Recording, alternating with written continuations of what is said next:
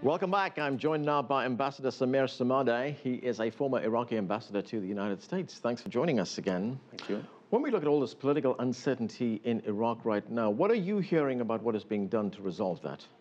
Well, it's still a confrontation between, or a standoff between the caretaker Prime Minister Maliki and the Prime Minister-designate Haider alAbadi. The most significant development in the last 24 hours has been that Iran came out in support of the new Prime Minister-designate. I think that puts the last nail in the coffin of any chances that Maliki has. But he can still create trouble. You say he can still create trouble. He's digging his heels in. What kind of support does he have? What is his support base right now? Well, you know, his support base, he has been building over the last 8 years. When he took over, he started to pump all the security forces with leadership that's loyal to him, irrespective of qualifications or rank. So he has key people in leading the security apparatus, the Ministry of Interior, the Army, and the intelligence. And he refused to allow any appointment of ministers in the last time round. In addition, he's managed to tame sort of the judiciary. He, through intimidation and all other devices, has managed to make the Constitutional Court much more pliant to his wishes. That's why yesterday he announced that he has lodged a complaint at the Constitutional Court to pronounce on the validity of the president's selection. So that's right. He's saying that President Fuad Massoum acted unconstitutionally in asking Dr. alAbadi and to that form he the was new going government. to correct the mistake. Right. Those were his words. He was going to correct the error. Does he have a point? I don't think so. He should be the last person to talk about trashing the Constitution. He's been trampling upon the Constitution ever since he took office. So that's a very cynical position. But you know what he's talking about is that he has raw power. He has the power of units that he allowed, he is leading and are reporting to him directly. I mentioned in a previous interview that he interprets the role of commander-in-chief in an operational sense. He interprets that to mean that he has the ability to order units to go and arrest this person or go and do this operation in that place. So we are here facing somebody who is very stubborn, very reckless, and could be very dangerous. But another development has happened which sort of begins to strip him of his power, which is some of the key Shia militias who used to support him have now walked away from him. So I think very soon the cronies who surround him will realize that this is a hopeless mission, and I'm sure they will be calculating their chances and thinking of alternative means. What about support in the Iraqi military? Does he have any kind of residual support from the Iraqi military? Well, the support he has is from generals and leaders who have been brought by him and have been loyal to him because they have benefited from that.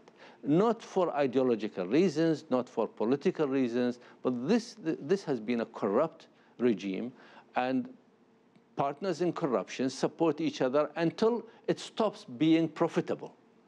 And I think now they are at the point of this whole process has stopped being profitable and started to become dangerous. Can he be forced out of his position right now? Physically, no. If it comes to a fight, it will be a very, very dirty fight, and it will be very bloody, and I hope it doesn't come to that. I hope that, that he will see the writing on the wall and go quietly. Now, the Prime Minister-designate, as he's being called now, Haider alAbadi, I would imagine his primary goal right now would be to get together some kind of inclusive government, reconciliation with the Sunnis. How likely is that to happen? Well, you know, if he extends his hands, there will be hands that will receive it. I think he has to start sending the right signals.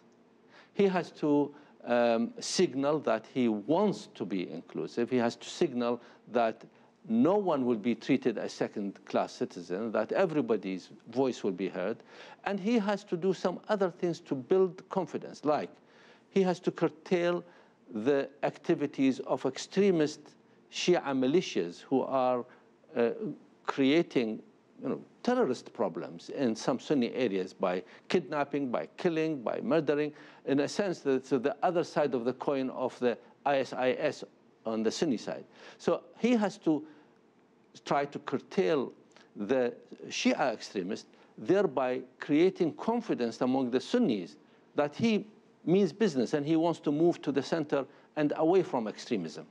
Right, so we have a lot of political instability in Baghdad, all this happening while the fighting continues in the northwest of the country. The United States, which has been conducting airstrikes, now sending another 130 military advisors, bringing the total there to about 1,000 people. What do you make of this latest move by the United States? It's incremental, it's in the right direction, but I think the United States needs to start to construct an overarching strategy, a comprehensive approach. These increments are useful, but they have to be part of a larger plan, which deals with 3 layers of problem. One, the humanitarian issue, which is pressing. Secondly, the political, at a tactical level, the political solutions that will be necessary to build a coalition to fight the terrorism. And thirdly, the larger long-term problem of terrorism in the region and the ideology from which it emanates, and try to build again a wider coalition from the region and from outside the region to combat that. But that's pretty long-term, and it's not just up to the United States to do that. Absolutely, and there are a lot of willing partners. I think there are a lot of partners in Europe who have signaled their interest and concern, and they will be willing partners in this. And there are many other partners, even in the region. Within Iraq, there are segments of society who are wanting to step in and do their role, but they need support. They need the right signals from outside. So I think the United States can start to orchestrate all these forces and bring them together, both in the short term as well as in the long term. Right, you mentioned a moment ago the humanitarian situation in the northwest. What are you hearing about what's going on there? Well, it is being relieved, again, incrementally, but still a very dire situation. You know, when you have whole communities evicted from their homes, apart from those who have died and those who are still on the Mount Sinjar, without water or food for days, and some of them have died. Apart from all these, there are whole communities who have been dislocated, who have been shifted out of their normal habitat. This is a huge humanitarian catastrophe. And what are you hearing about the situation in the Kurdish region of Iraq, especially in the capital, Erbil? The Kurds, as I said before, and I say in every possible occasion, have been behaving positively, constructively, responsibly. They are harboring a lot of refugees. They are trying to fight off ISIS. But, you know, this new force, IS or ISIS, should not be underestimated. It would be a big mistake to underestimate them. The Kurds need help to fight them off. The central government in Iraq, when it is formed, will need help to fight them off.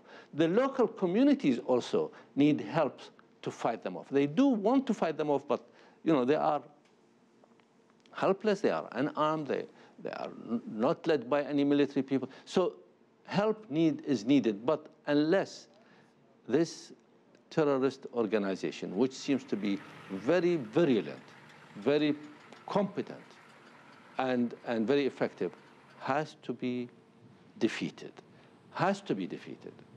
There is no other way for the region, for the country, for the region, for the world even, to have peace unless these are defeated. And ultimately, they will have to be defeated ideologically. Right, that's one of the underlying reasons. That's the longer-term goal. As a diplomat, what do you make of the fact that, we're now having weapons being sent to the Kurds from the United States, weapons being sent from France? That's according to reports in the British newspaper, The Guardian. It seems the default position for Western powers is to send weapons. But isn't that just adding fuel to the fire? No. If you send weapons to the right people, it is not adding fuel to the fire. Adding fuel to the fire is standing back and watching, is letting the bushfire become all engulfing. That would be, that is a mistake. Too much of that has been done, supporting a sectarian regime, supporting a sectarian political process. That is adding fuel to the fire. But persuading people to move away from sectarianism, helping, if you like, the good guys, and there are plenty of them, helping them to fight off terrorism, that is the right thing to do. Okay, Ambassador, we're going to have to leave it there. Thank you so much for joining us.